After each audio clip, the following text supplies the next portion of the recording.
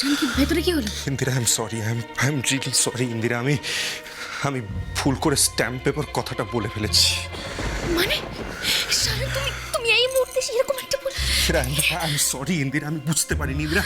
ইন্দিরা, এরকম মিথ্যে কথা বলার অভ্যেস আমার নেই। আমি চোখে চোখ রেখে এরকম মিথ্যে কথা বলতে পারি না। ওরা আমাকে এমনভাবে চার্জ করলো, অ্যাটাক করলো, আমি পুরোটা বলতে গিয়ে আমি বলে ফেলেছি। তো শায়ন, এখন কি হবে? এখন আচ্ছা, ওনারা কি বলেন? আমি ম্যানেজ দেওয়ার চেষ্টা করেছি। আমাকে বললো ওই কাগজের ফটোকপিগুলো নিয়ে আসতে। সবটা বুঝতে পারছি, কিন্তু কোথাও তো একটা কিন্তু থেকে।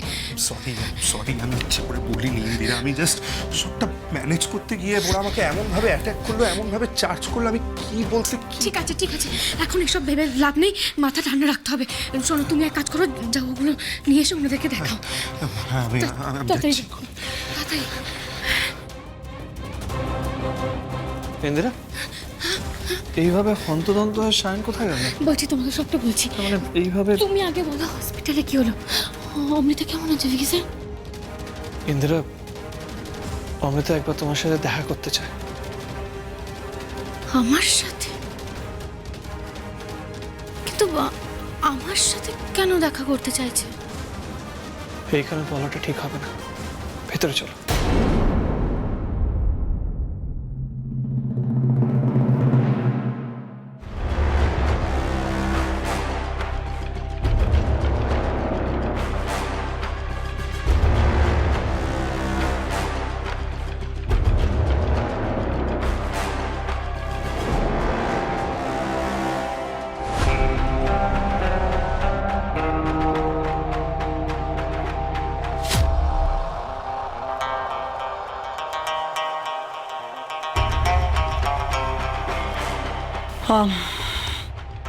মিসেস বাসু, আমি তো দেখলাম সব কিছুই ঠিকঠাক আছে, কিছু গন্ডগোল আমার চোখে পড়েনি।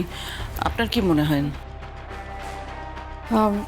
না, আমিও তো সেরকম কিছু দেখলাম না এখানে। তাহলে যে মা কিছু পেলে না, তাই তো? না, I am really sorry to say যে মা, কিন্তু আই এম ভেরি হার্ট। মানে এভাবে, ক্ষমা করবেন মোহনা ম্যাডাম, বাট এভাবে আপনি একজন বাইরের লোকের সামনে জেম্মা তুমি আমাকে ইনসাল্ট করলে, অপমান করলে।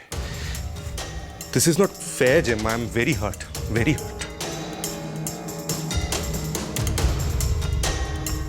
I am sorry Shayan, very sorry.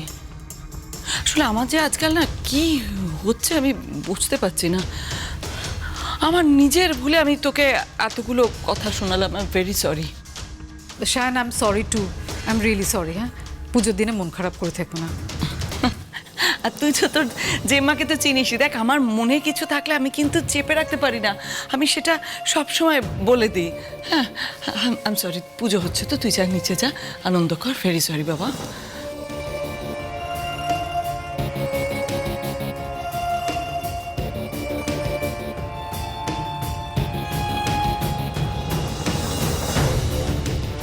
Mrs Basu, Sayan বা বিভাস এই কাজের সঙ্গে জড়িত নয়, এরকম কোনো কাজ ওরা করেনি। আমার বোঝা উচিত ছিল যে এরকম কোনো কাজ ওরা করতে পারে না, করার সাহসই ওদের নেই। আমারও তাই মনে হচ্ছে। স্টিল আমাদের চোখ কান খোলা রাখতে হবে। We have to be careful. That's true. কিন্তু মিসেস বাসু, ইন্দিরা কোর্টে কি পেপার জমা দিয়েছে সেটা তো জানা গেল না। আচ্ছা, বলছি ও ফিউচার ড্রিমস নিয়ে কিছু ভাবছে না তো? কিছু করছে না তো? আমি জানি না, আমি কিচ্ছু বুঝতে পারি না। আজকাল ও কি ভাবছে, কি করছে, আমি কিচ্ছু গেস করতে পারি না। আচ্ছা, আপনার যে বন্ধু আছে না কোর্টে, ও কিছু বলতে পারবে না, হেল্প করতে পারবে না? আমি চেষ্টা করেছিলাম, কিন্তু এই ব্যাপারগুলো এত কনফিডেন্সিয়াল, কেউ কিচ্ছু ডিসক্লোজ করতে চাইছে না। But I will try my best. আমি আপনার সঙ্গে আছি Mrs Chatterjee. Thank you so much. আপনি তো আমার সঙ্গে আছেন আমি জানি, কিন্তু আমাকে এটা জানতে হবে ইন্দিরা সরকার ছাড়া এ বাড়িতে আমার আর কে কে শত্রু, বা ইন্দিরা সরকার কাকে কাকে কাজে লাগাচ্ছে, জানতেই হবে।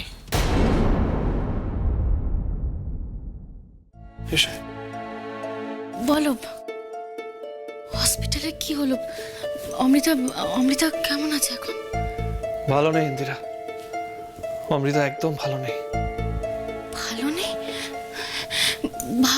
মানেটা কি?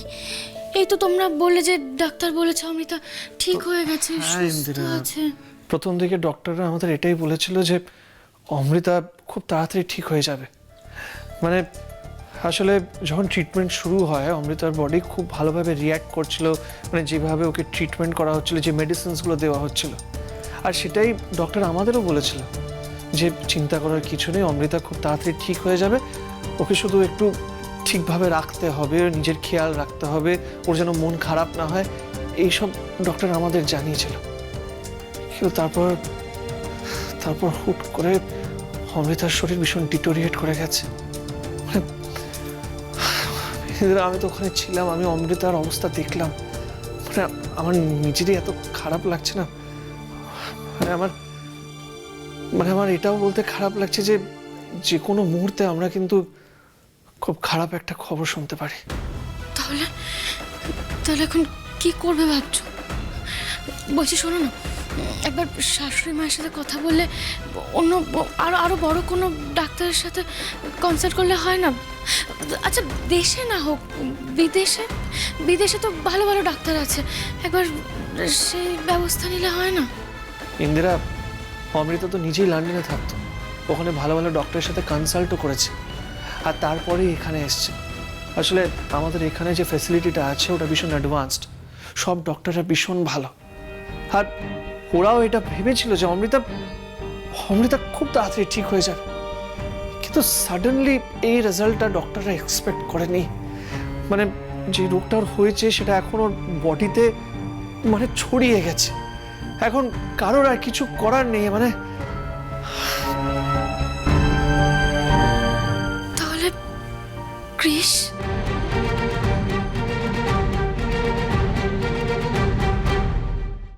ইন্দিরা, অমৃতা একবার হসপিটালে তোমার সাথে দেখা করতে চায়। আমার সাথে কেন? সেটা আমিও ওকে জিজ্ঞেস করেছি, অনেকবার জিজ্ঞেস করেছি যে ইন্দিরার সাথে এই মুহূর্তে কথা বলার কি দরকার, যা বলার আমাকে বলো, কিন্তু অমৃতা শুনলো না। আসলে কি জানো তো, অমৃতা মায়ের মোটিভটা বুঝে গেছে। মানে মা কেন ওকে হুট করে হসপিটাল থেকে এই বাড়িতে নিয়ে চলে আসলো, আসলে মা তো অমৃতাকে ইনফ্লুয়েন্স করতে চাইছিল। মানে মায়ের তো একটাই মোটিভ ছিল যে কিভাবে অমৃতাকে আমার আর তোমার মধ্যে প্ল্যান্ট করে আমাদের সম্পর্কটা ভাঙতে পারে, মা আর কিচ্ছু না। আর মা এইভাবেই অমৃতাকে ব্রেন ওয়াশ করে যে অমৃতারও মনে হয় যে 10 বছর পর ও নিজের ছেলেকে নিয়ে বাড়িতে এসছে, ওরও কি একটা হ্যাপি ফ্যামিলি হতে পারে, সেই লোভেই ও এই পাপটা করে ফেলে, আর সেই শাস্তিটাই ও পেয়েছে। গেছে এসব কথা তোমাকে কে বললো? অমৃতা নিজেই বলেছে, ও নিজেই রিয়েলাইজ করেছে যে ও এই পাপটা করে ফেলেছে, যার শাস্তি ওকে পেতে হচ্ছে, আর সেই জন্যই ও এখন এইভাবে সবাইকে ছেড়ে চলে যাবে। তাই আমার মনে হয় তোমার একবার অমৃতার সাথে হসপিটালে গিয়ে দেখা করা উচিত। কিন্তু অমৃতা আমাকে কি বলবে বলো তো, কি বলতে চাইছে? জানি না ইন্দিরা, আমি সত্যিই জানি না যে অমৃতা তোমায় কি বলতে চায়। আমি ওকে অনেকবার জিজ্ঞেস করেছি যে অমৃতা তুমি আমাকে বলে এইসবের মধ্যে ইন্দিরাকে একদম ইনভলভ করো না, কিন্তু আমার কথা শুনলো না। আর সেই জন্যই আমার মনে হয় যে একবার অন্তত তোমার অমৃতার সাথে দেখা করা উচিত, প্লিজ।